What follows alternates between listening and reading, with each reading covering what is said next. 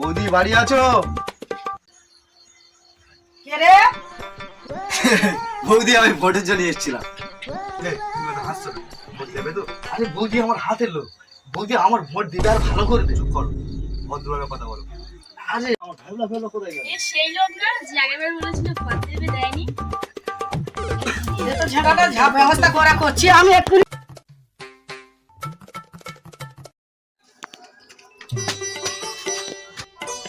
কালকে তোমাদের বাড়ি রাম এসেছিল? হ্যাঁ কালকে এসেছিল।